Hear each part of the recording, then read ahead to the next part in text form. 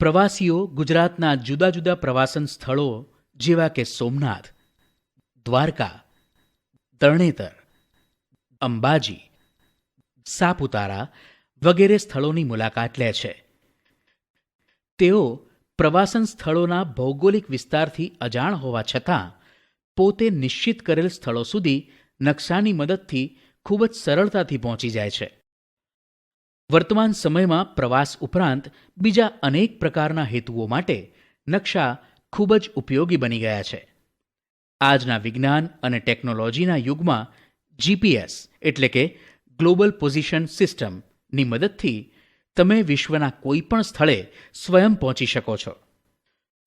પૃથ્વીનો ગોળો પૃથ્વીનો અભ્યાસ કરવા માટે ઉપયોગી છે, પણ જ્યારે પૃથ્વીના કોઈ એક ખંડ, દેશ, રાજ્ય, જિલ્લા, તાલુકા, શહેર કે ગામનો અભ્યાસ કરવા માટે નકશો વધારે ઉપયોગી છે. નકશા શબ્દનો અંગ્રેજી પર્યાય મેપ છે. મૂળ લેટિન ભાષાનો શબ્દ મેપ્પા મુન્ડી ઉપરથી અપભ્રંશ થઈને મેપ બન્યો છે. તેનો અર્થ હાથમાં રાખી શકાય તેવો કાપડનો ટુકડો એવો થાય છે. સામાન્ય અર્થમાં પૃથ્વીની સપાટી અથવા તેના કોઈ એક ભાગના સપાટ કાગળ પરના આલેખનને નકશો કહેવાય છે.